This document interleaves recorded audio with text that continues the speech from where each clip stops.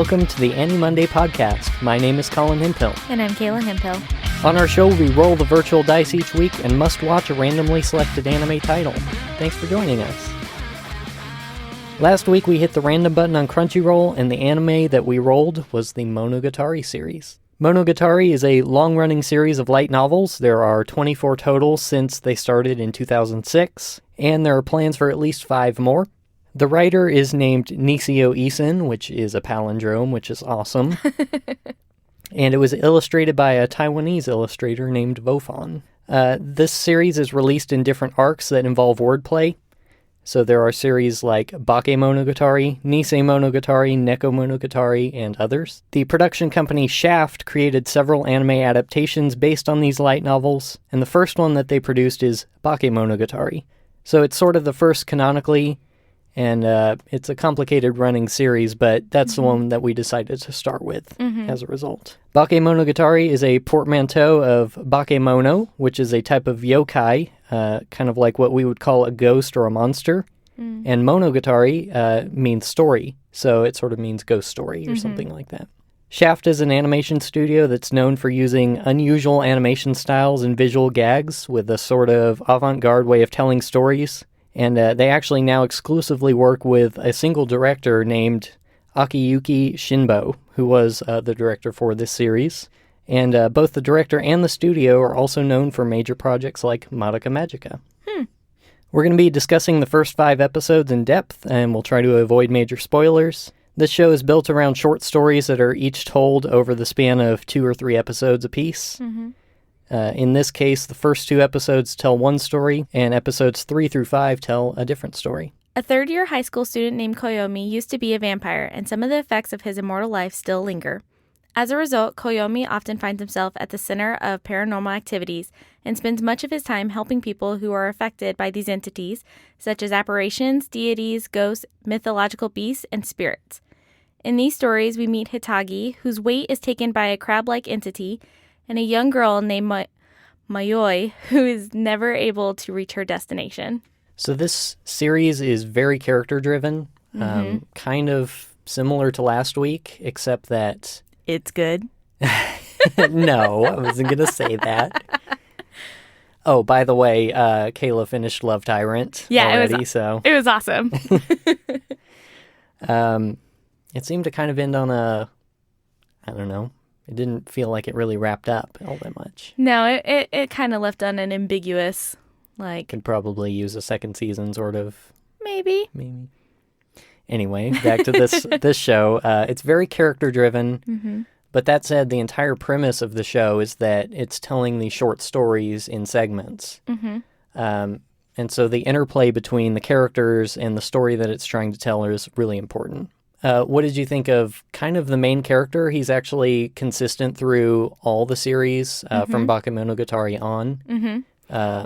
His last name is what they usually refer to him as, but we are unable to pronounce that because it's just not sounds that really work in English. So yeah, it's also funny. They do kind of make reference to that a little bit with one of the characters being unable to pronounce his name. Yeah, he has a succession of 2 similar characters in his name, which is R, and one of the characters continually messes that up, mostly on purpose. Yeah, he was kind of an interesting character. I'm not sure totally what to make of him.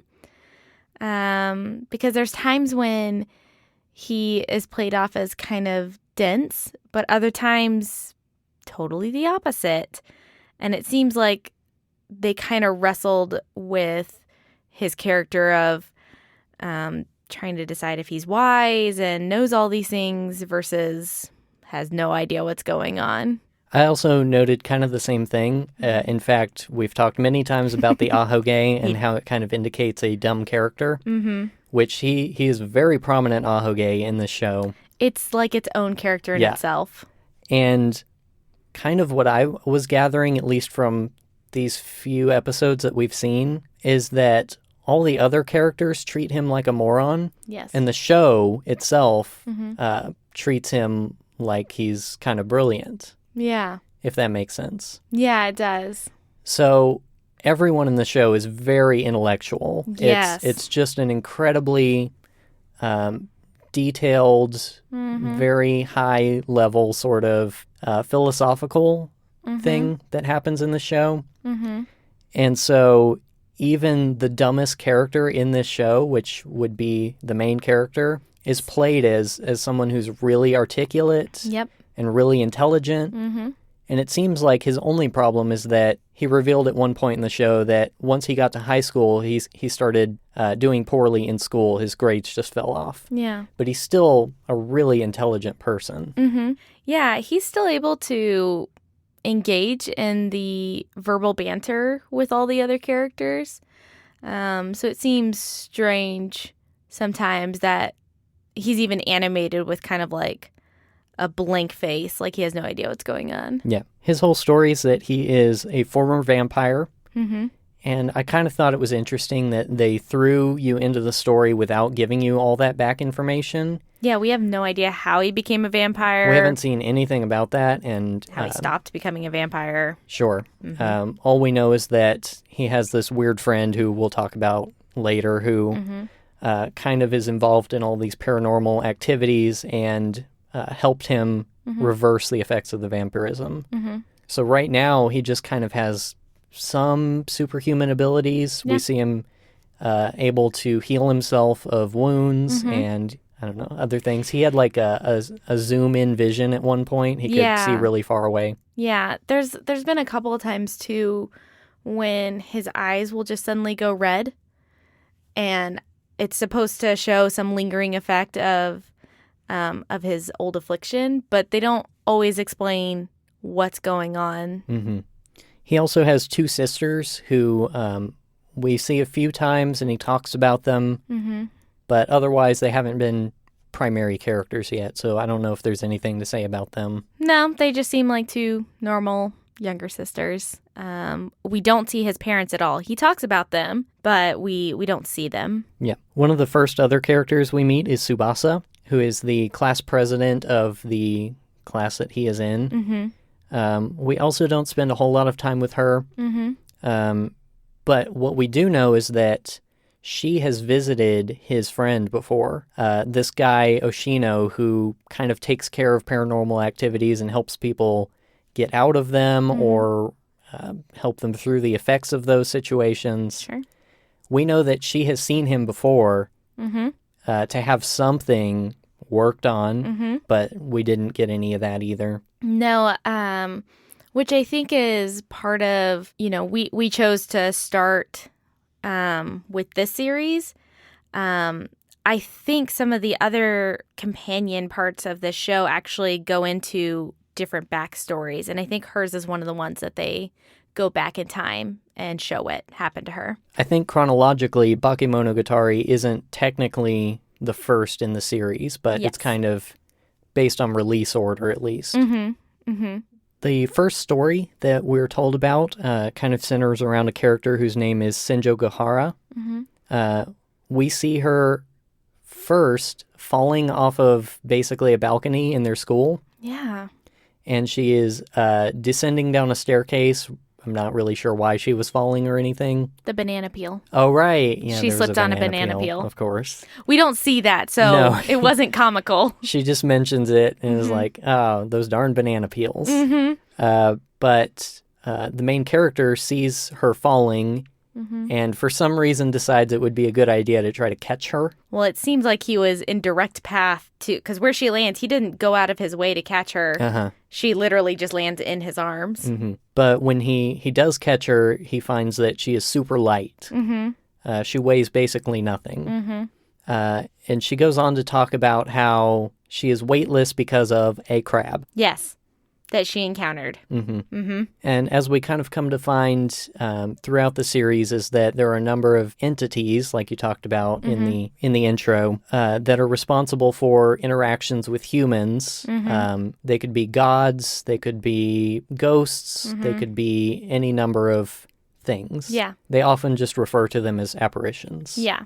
And so she encounters this crab, and he takes her weight away from her. Yes. And she weighs 5 kilograms. Another interesting thing about her is that she has a weapon of choice. Do you want to talk about that? Yeah, so she carries many different types of weapons on her. They're all school supplies. So they're like scissors and pens and stuff like that. But the one she uses the most is a stapler. Yep. Which, I was thinking about it more, I think is related to the crab. It's like that it's makes like sense. the pinchers, right? Yeah. I was thinking about it and I was like, it's like the crab pinchers. Right. But she staples people's faces. She does. Mm-hmm. She can basically summon this large Swiss Army knife covered in office supplies from her hands. Mm-hmm. Yeah, and it would like fall out of her dress. Yep. We briefly talked about Oshino. He is a kind of weird middle-aged guy. Yeah. Who lives in a house somewhere, and he's kind of isolated. Well, it's not even a house. It's like a old building. Yeah, that's some vacated. decrepit old vacated building. He wears a Hawaiian shirt with the buttons undone, so you get a good ab shot. And for some reason, he knows a lot about the paranormal stuff that goes on in this town. Yeah. And so he's kind of the go-to for all the characters whenever they're having some kind of thing that they need to address. He had mentioned briefly at one point that he had like went to school for priesthood. He was in the the Shinto priesthood, yes. which Yes.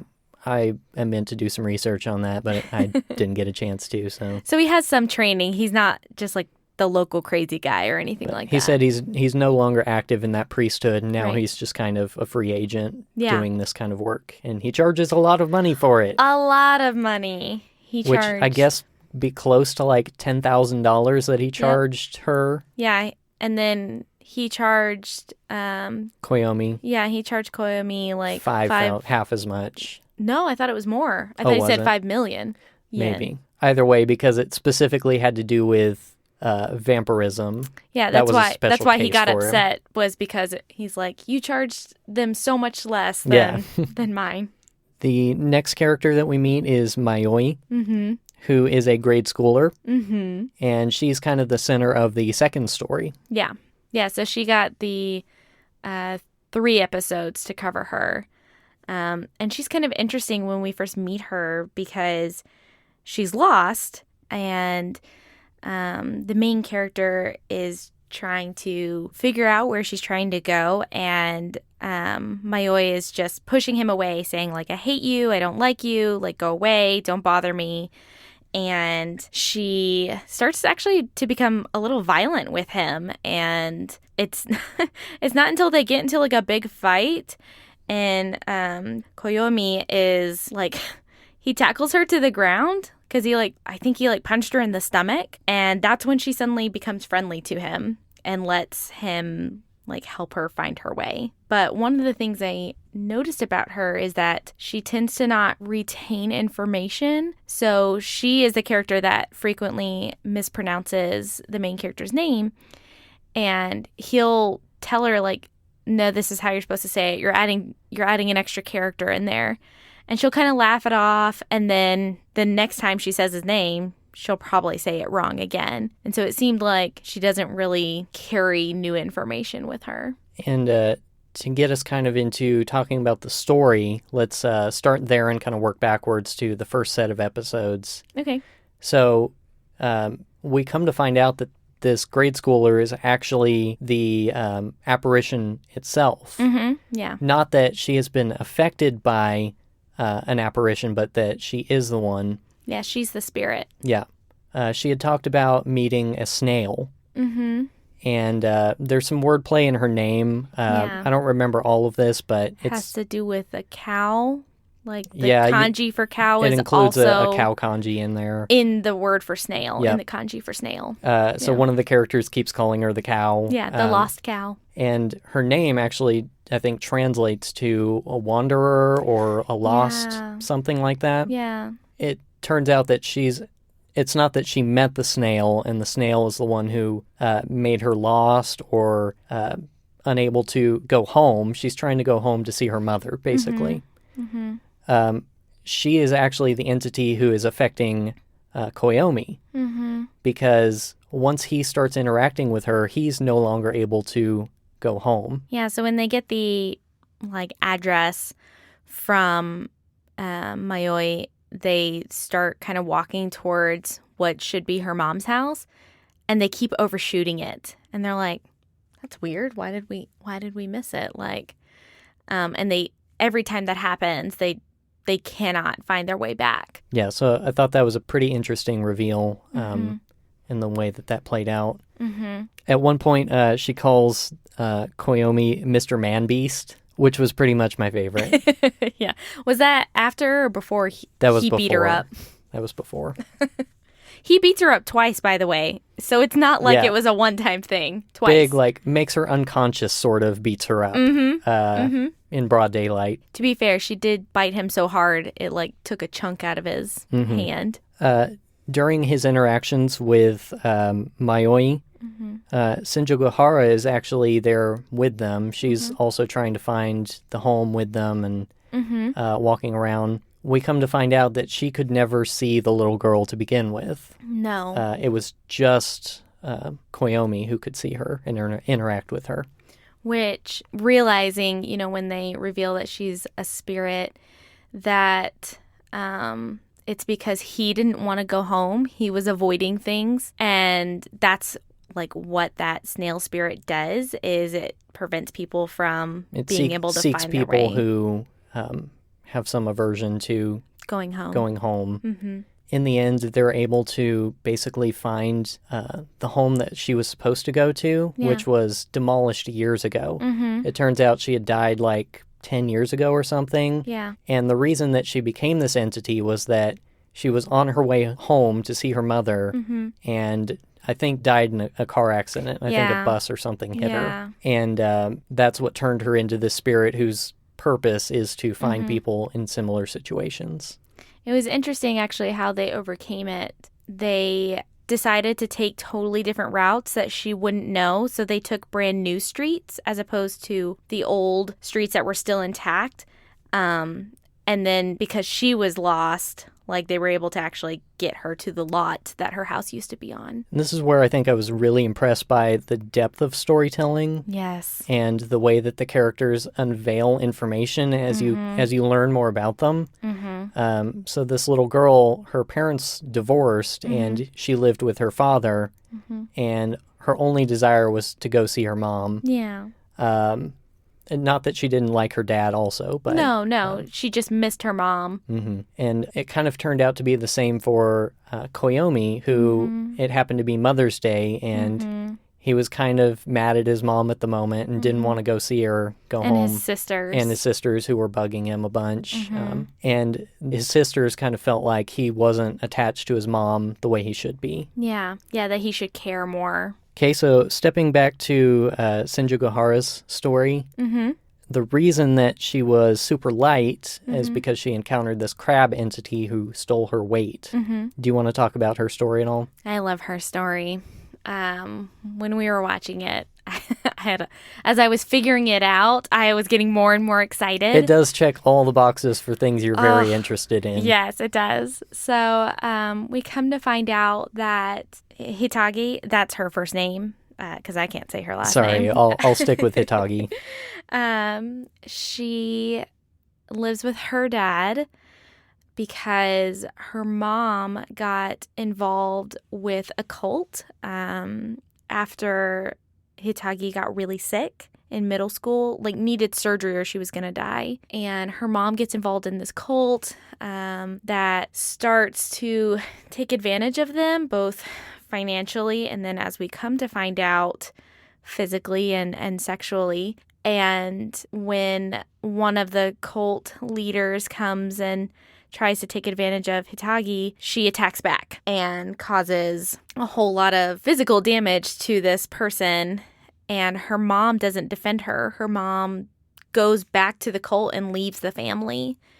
And she carries a lot of guilt because of that. So when she encounters the crab goes to take that weight away from her, that burden. Yeah, they get together with Oshino and he orchestrates this big meeting where he's going to force the crab deity to show up again so that she can face him. Yeah.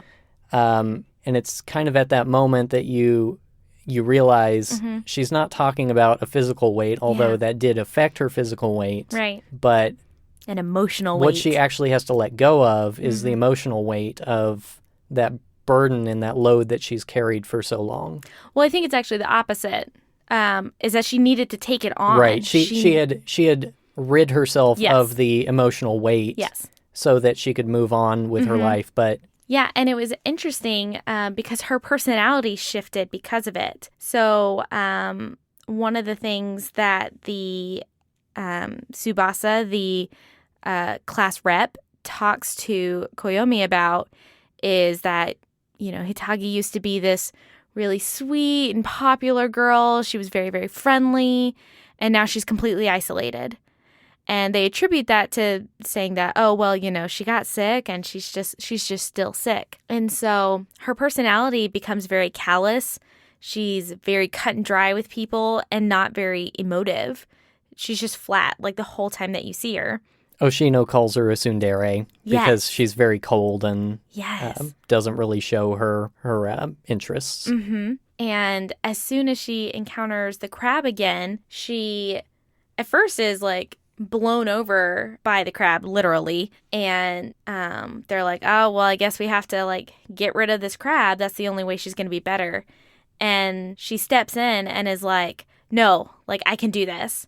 And she pleads to the crab to give her back all those feelings, all those memories so that she can bear that burden so that she can move on. And she wants to remember, even though it hurts her, she wants to remember her mom and the pain that caused her. And as soon as it was a really cool animation, which I'm sure we'll get into later, the crab literally is covered in kanjis, which I don't know if it just says crab. It didn't translate, so I don't know. But all of those leave the crab and envelop her. And then she's starting to be emotive again. And she just cries and cries. And then we continue to see her through the other episodes. And she is different. Like, she's much more expressive. She's much more friendly. And she actually has emotions. Well, you hinted at kind of the presentation of this show and the animation. Yes.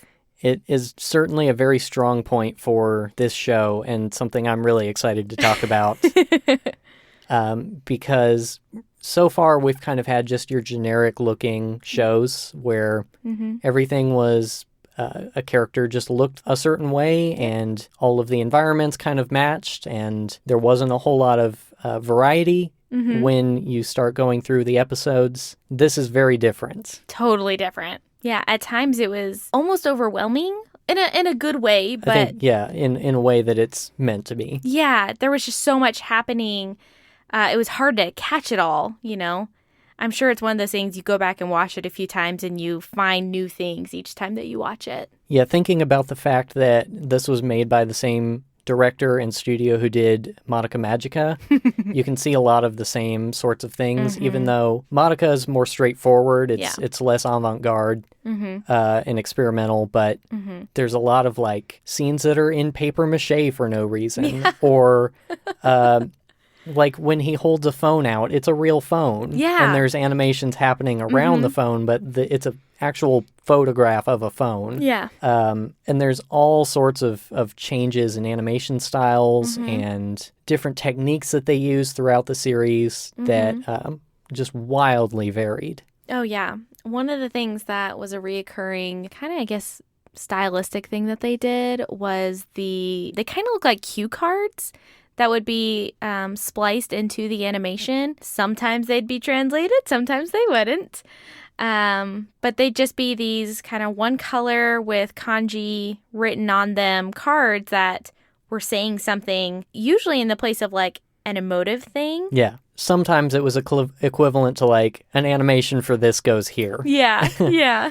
A lot of that reminded me of like late Evangelion, quick flashes of information. especially when the show first starts out. Oh, yes. You have no idea what's happening. There's so No. much text on the screen. Yes, and it goes by so fast. Even- There's no way to read it. No, even for a native speaker who Yeah. reads the language, there's not enough time there Yeah. to ingest anything. And so I told Kayla before we started watching, based on the little bit that I know of this series, don't try to ingest everything. You're not gonna get the whole show. Sure. And maybe it's kind of like Fooly Cooley, where the more you watch it, the more it kind of starts to make sense, Sure. or at least you pretend that it does. That's probably more accurate. But yeah, there was the first scenes that we saw in the show are very different than any of the stuff we saw actually play out. Yeah.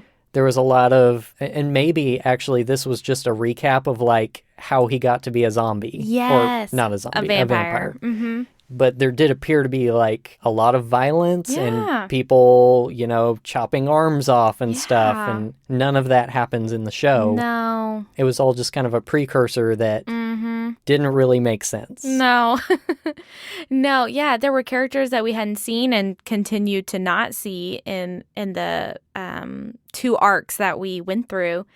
And then, like I said, there would be these, they looked like recaps, I almost called them slides, but cards that would come up, but they move so fast. And those were translated, but there was no way to read them because they only had them on screen for a second or 2, and they would just blow right through them. So on one hand, it was kind of frustrating for me because I felt like you were handing me the information, but purposely taking it away so that I couldn't have it. But it did help to know, like, going into the series, like, okay, I'm not going to catch everything.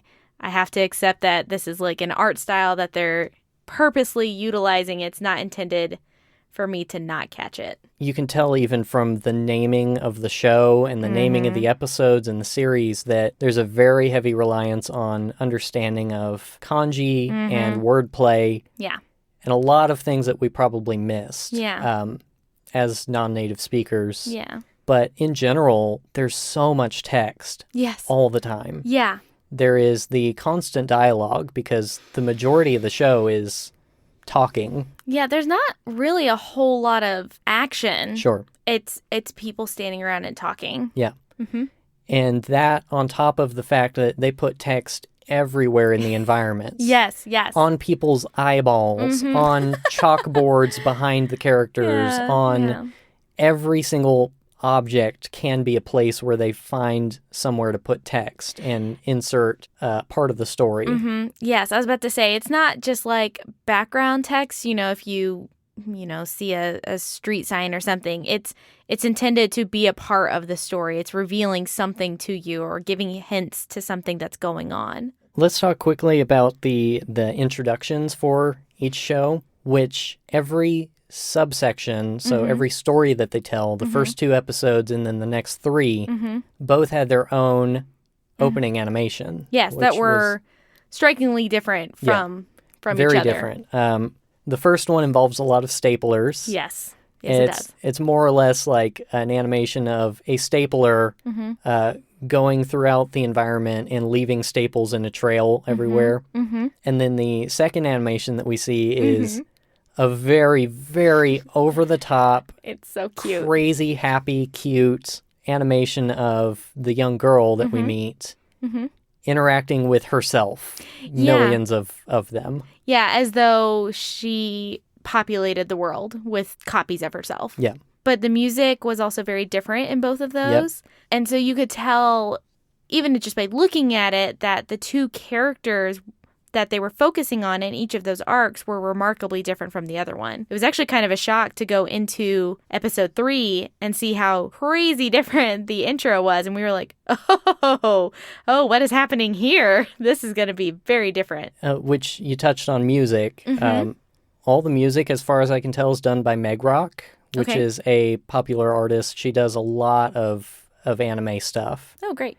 And the fact that those 2 intro songs were so different, despite being the same artist, really shows that the director had a huge influence on what they were doing in the show.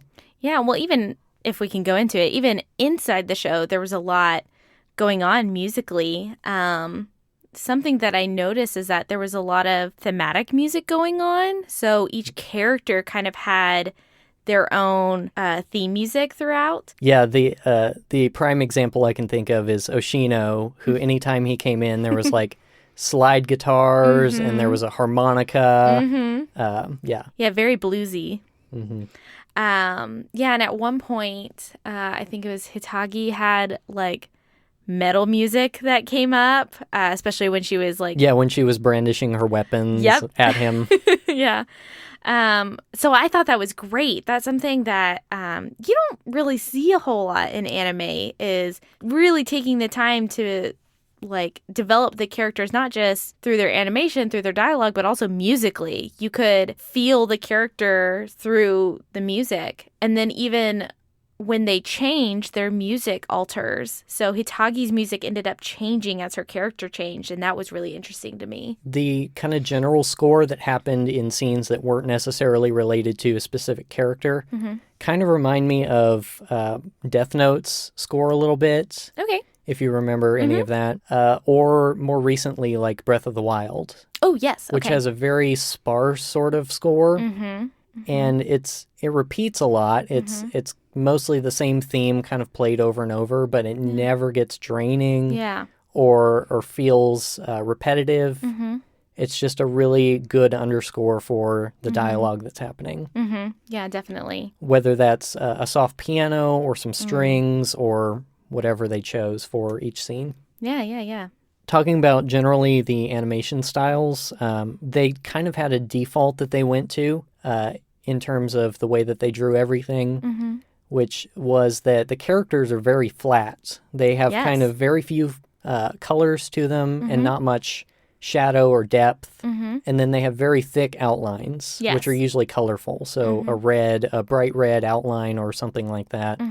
And then the environment around them is very three-dimensional. Yes. They will move around in a 3D space, and oftentimes when the camera is doing interesting things, they'll zoom in on a face, and that character is suddenly three-dimensional now. But I'm looking at it generally as far as you made the reference to Wes Anderson. Yes, I did. Or even a Coen Brothers sort of thing, where there's a very heavy emphasis on the camera work as well, which is unusual in anime. Yeah, when we were watching it, I had told Colin, I was like, this feels more like a movie than it does just like a show. And specifically that feel of like Wes Anderson or the Coen Brothers, who put a lot of emphasis on camera work. Because, like Colin was saying, there were times when the characters are just talking and the camera is actually doing the, like, emotion for you. It's, like, showing you where to look and how you should be feeling. So, in the second arc, especially, most of it takes place in one area, which is kind of like a playground area. Yeah. And it's not a very big playground. There's not a whole lot going on, but throughout that arc, you actually don't feel like you're in the same place over and over again because they change the angles and it feels new as new information is revealed. It's like more gets expanded upon. Did you also notice how they chose a very intentional color palette for each series of episodes? Oh, yeah, definitely. It was totally different from the first arc to the second arc. The first arc was very red. Yes. Everything was dark and intense. And there was just red everywhere. Like the little text shots that would come up would be on a red background with white text or something. And a lot of the buildings and the clothing that they wore and all sorts of choices were reds. In the second set of episodes, it was all yellow. Yeah, the playground was yellow, and the houses that they were walking through were yellow. And even there would be like a range of yellows. So there'd be like the really bright, vibrant yellow that you would see at like a playground, to like very, very pale yellows, almost whites, that you would see. Did you have any thoughts on the character designs? I super love what they did with the character designs, especially when it comes to Mayoi. So I talked before about how Hitagi had the staplers and it was like the crab claws. Part of the reason why I figured that out is because Mayoi is drawn like a snail. Right. Which eventually they emphasize and they really reveal to you how much of a snail she looks like. But I remember catching it with Colin being like, wait a minute, like, and being like, oh, because she has these pigtails that are kind of like antennae. And then she has this big, ginormous backpack that she wears that is like the shell.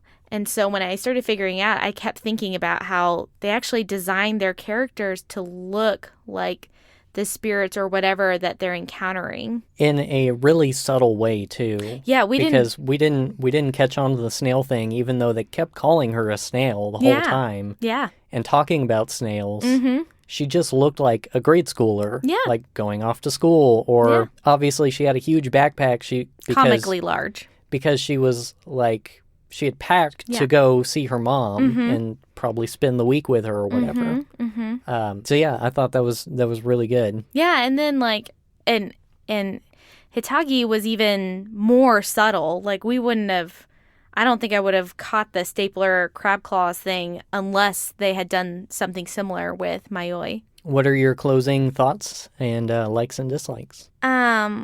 One of the things, we've kind of touched on it a little bit. One of the things I really loved about the pacing of this show is that when we jump in, we're just thrown into their lives and the characters will reveal information about themselves, but they're not giving you a whole bunch of exposition. It feels very natural, like what you would tell a stranger. You wouldn't tell them your whole backstory about how you became a vampire and how you got cured from that. And he doesn't go into it. He's just like, yeah, I recently got cured from this, so I know that I can help you. And that was it. They never talk about it really again. And I like that because that felt normal to me. Do I want to know more? Yes, of course. But that's part of it, is I'm interested and I'm invested in these characters because I don't know every single tiny little detail about them. We had talked about how the majority of the show, the vast majority, is two people talking. Yes. Just chatting. Yeah. Even when there are three characters present, it's almost always two at a time. Yes. And it's really fascinating how engaging they can make that simple premise. Yeah. Yeah, we were pretty locked in the whole time without there having to be flashy, action sequences or anything like that. The show reminds me a lot of a couple other projects, things like Tatami Galaxy, or what was the other one I was thinking of? Mind Games, which is a film, or Fooly Cooly, which we mentioned before. The issue that I have is that Fooly Cooly I am very invested in because it has an amazing dub. Sure. And I don't think I could invest in it the same way if it were just the subtitled version. Yeah. Because there's so much in that show that requires cultural knowledge and understanding of language and things like that I, as a native English speaker, just can't wrap my head around. Yeah. And it doesn't always translate properly to English because, certain things that make sense in Japanese because of the kanji or even the way that the words sound, if you translate it into English, those words may not sound similar. And so some of those things could definitely they even got lost when we were reading the sub. Yeah. So I actually gave up on Tatami Galaxy at some point because it's such a flood of information. And the fact that they don't have a dub version means that the way that I ingest it is exhausting. And I started to feel the same way about this show. As much as I wanted to keep going and keep pushing and understand it better and invest in the characters and the stories that they're telling, it's such a flood of information that it makes it really difficult. And add on top of that the layer of every single thing that they say is some kind of pun or wordplay that doesn't translate. Yeah, which is something that we've talked before about how Japanese people really love word games. And you'll see that a lot in different animes of kids or even adults like playing these word games with each other. And that's something that is very prevalent in this series. One of the other things I really liked about this show that it's kind of hard to put into words, so I'm going to try my best. Okay. I love how tangible they made everybody's trauma. So a lot of, or at least these first 2 arcs, have to deal with some sort of trauma in some way. Hitagi's is pretty obvious. The abandonment and the abuse that she faced is tangible as weight, and that physical weight is removed from her and then is then given back to her. And so it's interesting to watch how they are dealing with their trauma and then subsequently how they end up processing it. That's kind of the story in itself too, is figuring out like how they deal with that. And then even with Mayoi, of explaining like why she was visiting her mom and subsequently why she had that feeling of being lost. It was much more than that she got lost on her way to her mom's house. It was that she felt like she was losing her mom because she couldn't recognize her face. And they did this all in very tangible ways. And even with Mayoi not actually being the entity that encountered the spirit, but is the spirit herself, and Koyomi being the one that's having to process his emotional baggage, it was just very interesting to see it in a very tangible way. Yeah, no, that makes perfect sense. Mm-hmm. You did a good job. Thanks. Would you watch more of this? So I'm going to take your answer from last week and say maybe. Okay. Not because I'm not invested in the show. It's just that it's, like you were saying, it's draining. Not only because you're having to process all the information, it's also emotionally draining because they're talking about these really heavy subjects. This is not a light, casual watch. No. This is something you have to go in and say, I'm going to sit down and watch this show and really soak it in. So if I feel like up for that, then absolutely, this would be a great show to watch. I just probably wouldn't do it on a casual basis. Sure. Mm-hmm. Yeah, I think that makes sense. And it's probably why this show has been on my watch list for probably 5 years now. I actually, at one point when they were in the middle of premiering one of the new series, I don't remember which one it was, Mm-hmm. but I watched a couple of those, even though it was kind of right in the middle of all of it. Sure. And I was like, man, this is right up my alley. Mm-hmm. And immediately added Bakemonogatari to come back to it at some point. Yeah. But I knew that there had to be a good reason for me to want to watch it. Yeah, it's an investment Mm-hmm. with a great payout, but an investment nonetheless. Yeah. So I think for me personally, it's a yes, because that investment is worth it to me. This kind of, the whole package of the good storytelling and the characters and coupled with amazing animation. Mm-hmm. It is draining, and I'm willing to take it slowly, but I definitely am interested in seeing more. Yeah, cool. So if you want to learn more about our show, you can visit our website at animonday.moe. That's animonday.moe. And you can send us questions or comments to podcast@animonday.moe.